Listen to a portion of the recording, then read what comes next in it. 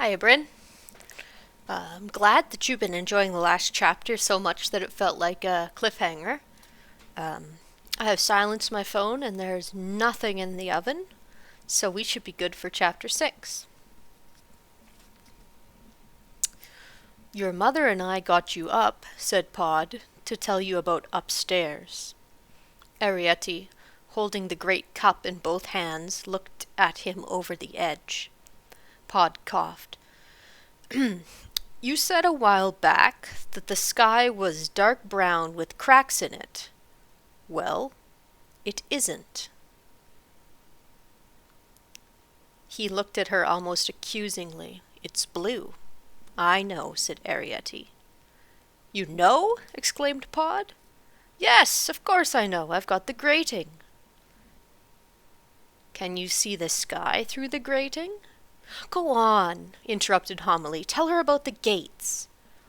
Well, said Pod, ponderously, if you go outside this room, what do you see? A dark passage, said Arrietty. And what else? Other rooms? And if you go farther, more passages.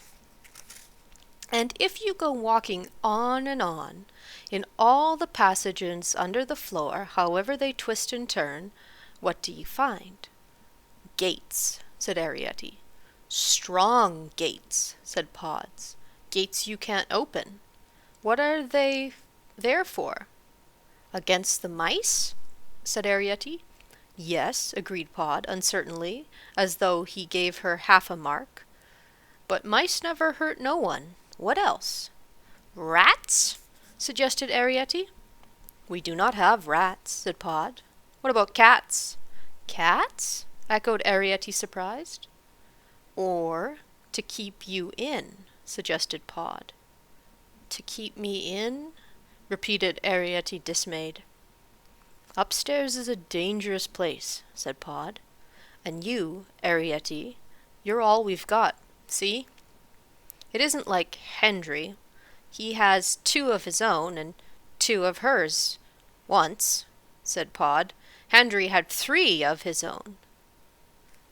Your father is thinking of Aglatina, said Homily. Yes, said Pod. Aglatina.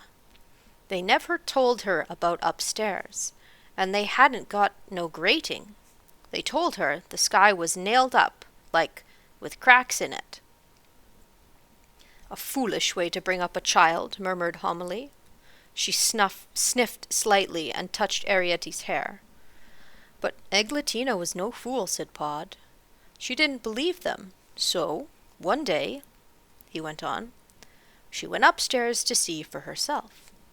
How did she get out? Asked Arrietty, interested. Well, we didn't have so many gates then. Just the one under the clock. Hendry must have left it unlocked or something. Anyway, Aglatina went out. In a blue dress, said Homily, and a pair of button boots your father made her. Yellow kid with jet beads for buttons. Lovely they were. Well, said Pod, any other time it might have been all right. She'd have gone out and looked around, had a bit of a fright, perhaps, and come back none the worse, and none the wiser. And no one the wiser. But things had been happening, said Homily. Yes, said Pod. She didn't know, as they never told her, that her father had been seen, and that upstairs they had got in the cat. They waited a week, said Homily, and they waited a month, and they hoped for a year, but no one ever saw Aglatina no more. And that, said Pod, after a pause and eyeing Arrietty, is what happened to Aglatina. That had no description at all of what happened to Aglatina, but perhaps they don't want to go into details. Or actually, perhaps there was no details to go in. There was silence, except for Pod's breathing and the faint bubble of the soup. It just broke your Uncle Hendry, said Homily at last. He never went upstairs again, in case He said he found the button boots. Their only future was to emigrate. Arrietty was silent a moment. Then she raised her head. "Why did you tell me?" she asked. "Now, tonight." Ooh, that's a clever kid. Homily got up. She moved restlessly towards the stove. "We don't never talk of it," she said. "At least not much, but tonight we felt—" She turned suddenly. "Well, we'll just say it straight out. Your father's been seen, Arrietty." "Oh," said Arrietty. "Who by?" "Well, by a something you've never heard of, but that's not the point. The point is—" "You think they'll get a cat?" "They may," said Homily. Arrietty sat down the soup for a moment. She stared into the cup as it stood beside her, almost knee-high on the floor. There was a dreamy, secret something about her lowered face. "Couldn't we emigrate?" she ventured at last, very softly. Homily gasped and clasped her hands and swung away towards the wall. "You don't know what you're talking about," she cried, addressing a frying pan which had hung there.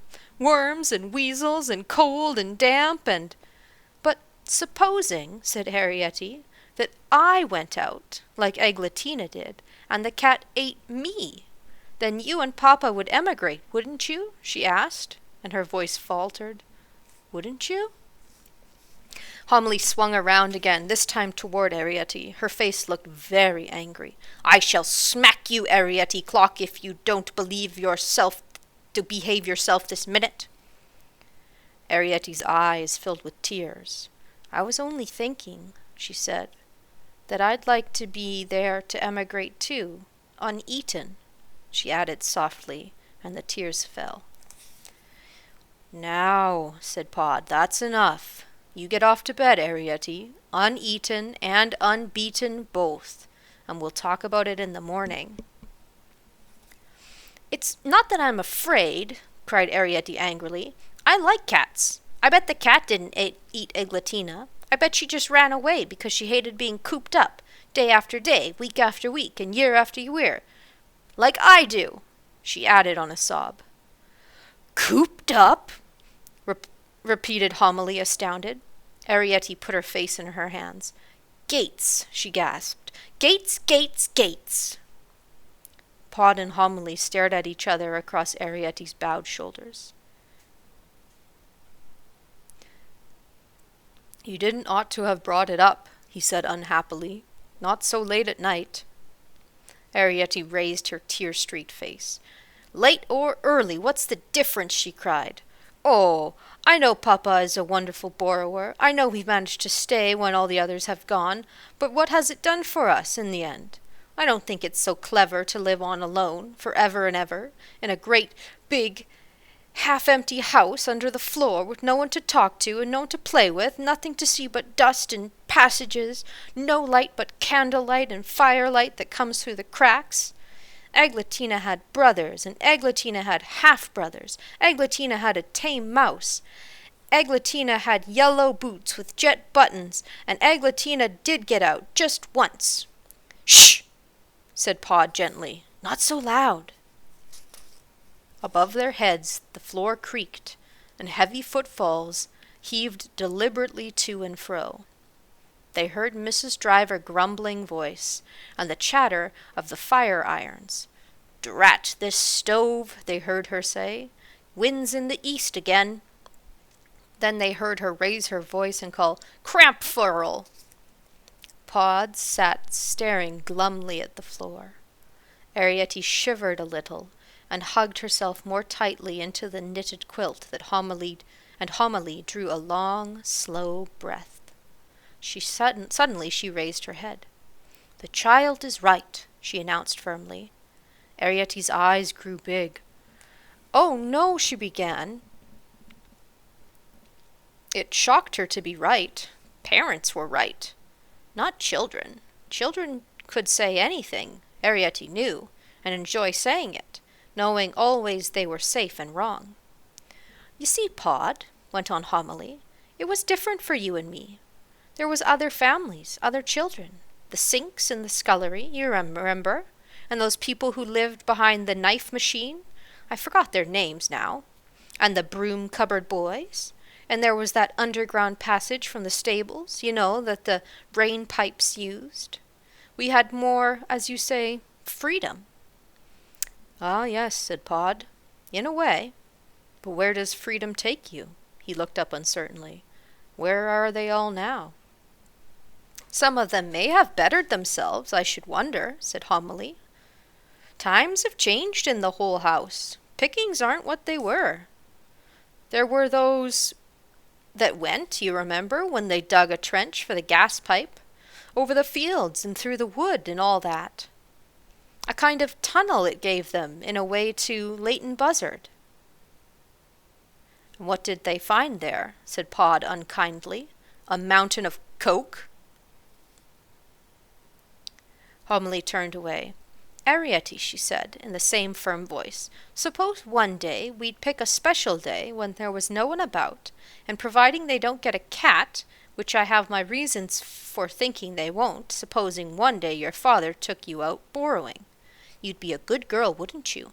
You'd do just what he said, quickly and quietly, and no arguing. Arrietty turned quite pink. She clasped her hands together. Oh, she began in an ecstatic voice, but Pod cut in quickly.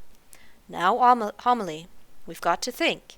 You can't just say things like that without thinking it out proper. I've been seen, remember?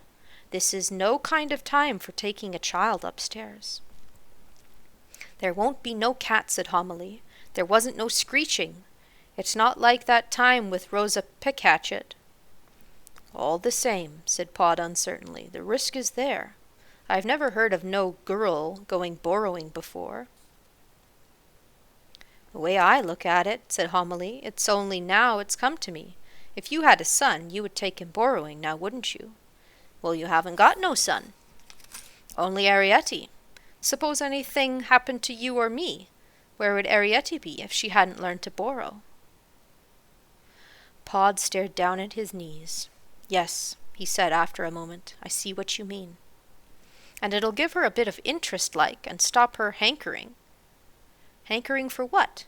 For blue sky and grass and such like. Arrietty caught her breath, and Homily turned on her swiftly. It's no good, Arrietty. I'm not going to emigrate, not for you, nor anyone else. Ah, said Pod, and he began to laugh. So that's it. Shh, said Homily, annoyed, and glanced quickly at the ceiling. Not so loud.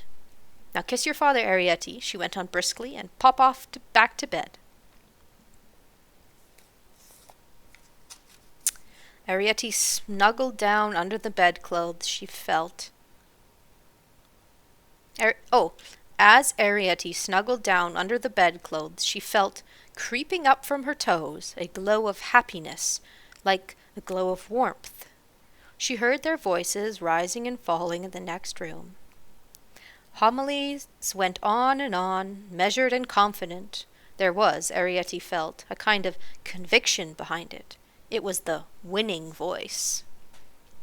Once she heard Pod get up and scrape the chair. I don't like it, she heard him say, and she heard Homily whisper, Hush! And there were tremendous footfalls on the floor above, and the sudden clash of pans. Arrietty, half dozing, gazed up at her painted ceiling.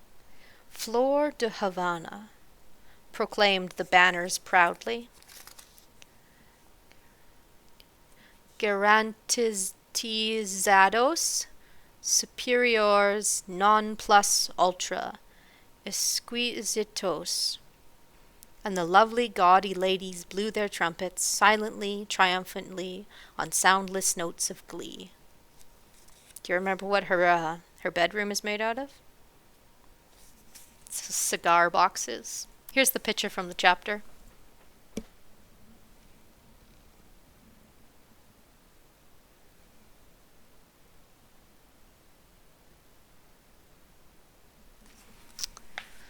And that is the end of chapter 6. Just look and see how long chapter 7 is. Oh, it's 9 pages. I don't think I quite have it in me for 9 pages. But next time, we'll do our best. Anyways, love you lots. Have a good day. I am back on strike tomorrow, so that'll be interesting. Alright, sleep well.